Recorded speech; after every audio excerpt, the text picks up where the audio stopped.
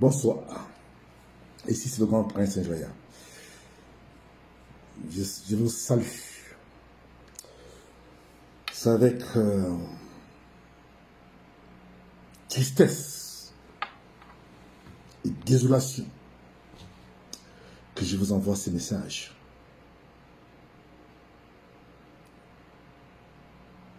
Je peux vous assurer que je suis choqué par le déballage de Amungu Belenga qu'il a fait aujourd'hui au CED du côté de Yaoundé. Je ne veux pas entrer dans d'autres détails. Non seulement j'ai trop mal comment on peut être sadique, méchant, comme c'est le cas de ce monsieur. Monsieur Belenga, je vous avais annoncé il y a quelques jours, la semaine dernière, qu'il sera arrêté au plus tard lundi, et c'est ça qui a été fait ce matin, heure du Cameroun. Je me suis réveillé ici aux États-Unis, mon téléphone était plein de messages de partout dans le monde pour m'annoncer la nouvelle. J'ai passé toute la journée aujourd'hui en ligne avec mes contacts au Cameroun pour essayer de voir plus clair qu'est-ce qu'il a fait et qu'est-ce qui s'est passé, qu'est-ce qu'ils ont contre lui et bien d'autres choses. Eh bien, je peux vous dire que le récit et la liste, qui est plutôt une liste provisoire que j'ai reçue, est édifiant.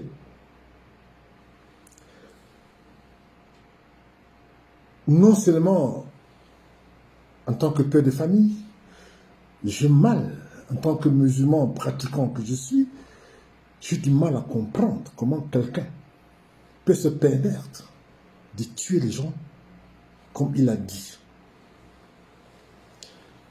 Mon Belenga est arrivé au 7 ce matin et on lui a demandé, il dit, il a nié, il a commencé à nier qu'il n'avait justement rien à voir avec la mort de Martinez Belenga, Martinez Zongo et bien d'autres.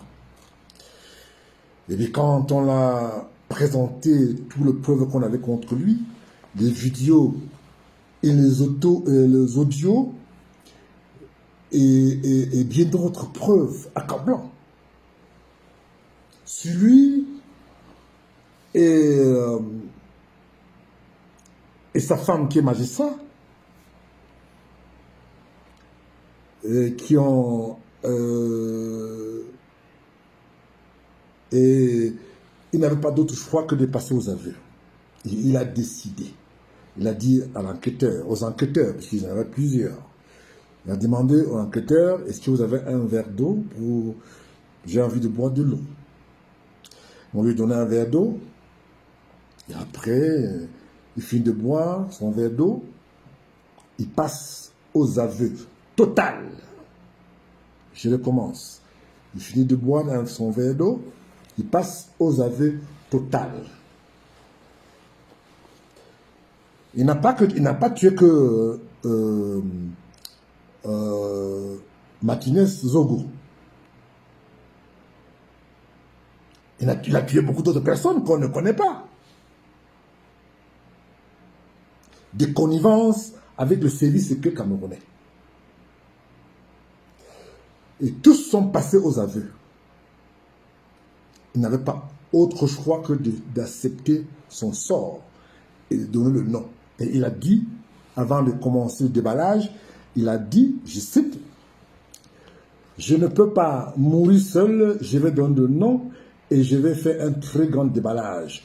Je vous assure qu'il y aura au Cameroun, dans les prochains jours,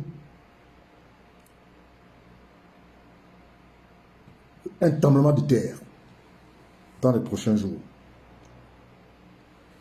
À l'heure où je vous parle, je peux déjà vous dire que Amungu Belenga est passé aux aveux de 11 morts. Ça, c'est la liste est très longue, exhaustive même d'ailleurs. Donc il y a 11 noms Et parmi les 11 noms, je n'ai pas envie de vous donner le nom des gens que vous ne connaissez pas, mais je peux déjà vous donner 2 noms. Il y a Monseigneur Mbala, il y a Ateba Yene, qu'ils ont tué ensemble avec le ministre de la Justice. Je recommence. Il a dit, c'est pas moi qui le dis, c'est Belenga, Amungu Belenga qui le dit, qu'ils ont tué Ateba Yene et Monseigneur Mbala ensemble. Il a aussi cité le nom de certains membres de l'administration camerounaise à la présidence qu'ils ont tués, empoisonnés. Il est passé aux aveux. Et il a aussi donné les détails des enfants qu'ils ont enlevés, fait des rites avec, tués et allaient enterrer dans des endroits que les parents ne peuvent pas trouver. Donc, vous imaginez un peu un parent qui perd son enfant, et il ne sait pas où si l'enfant est vivant ou il est mort et tout. Mais il dit, je cite, qu'il est prêt à aller montrer là où on a enterré toutes ces personnes. Je vous parle de 11 déjà, hein. Il y en a encore d'autres qui va donner demain. Non seulement le récit qu'il a fait aujourd'hui, les enquêteurs étaient tellement horrifiés, dépassés par le récit de Amungu Belenga au CED. Je peux vous dire, comme je vous avais dit, que nous allons suivre cette affaire. Depuis que j'ai décidé de m'intéresser à l'affaire de Amungu Belenga, je vous assure que il y a des informations qui, non seulement me prennent en tête, j'ai du mal à comprendre comment un être humain peut être aussi cruel et méchant. Il a dit qu'il a tué avec, je le répète encore, avec Laurent Esso, Ferdinand Gongon, secrétaire général à la présidence, et bien d'autres ministres, que je me réserve le nom pour demain, pour d'autres déballages. Je vous assure que je vais vous édifier tout le jour de ce que Belenga a dit, va dire. Dès que j'ai les informations, je reviens vers vous. Et d'autres nouvelles qui est pas la moindre, très mauvaise nouvelle que j'ai envie de vous annoncer aujourd'hui. Le fils du président Paul Biya, j'ai nommé Franck Biya, est à l'agonie. Il a été empoisonné et il est dans une situation excessivement critique. Et qu'à tout moment, il peut mourir. Et il était obligé de faire venir des marabouts de partout, qui sont en ce moment à Yaoundé. Et je vous dis que le fils du président Paul Biya a été empoisonné et sa situation est précaire. Et à tout moment, on peut annoncer sa mort. Parce que sa situation est très critique, très très critique. Donc je voulais tout simplement vous partager cette information avec vous pour vous dire que restez cochés avec moi, le grand prince Njreya. Je vous reviens dès que j'aurai d'autres informations et d'autres noms importants. C'est vrai que j'ai des noms ici, mais c'est des noms que vous ne connaissez pas. Je peux déjà vous dire qu'aujourd'hui, il a donné 11 noms déjà. Et demain, je crois qu'il aura, parce qu'en tout et pour tout, on nous parle de plus de 150 personnes qu'ils ont tuées. Que lui, il a tué avec Laurent Esso. Je recommence. On nous parle de plus de 150 personnes, et même plus, qu'ils ont tué avec Laurent Esso.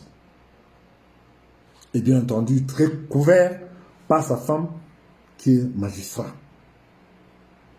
Donc, il y aura une bombe qui va exploser dans les prochains jours au Cameroun. Du déballage, je vous reviens dès que j'ai d'autres informations. Ici, c'est le grand prince Njreya qui vous parle depuis les États-Unis d'Amérique. À très bientôt. Merci.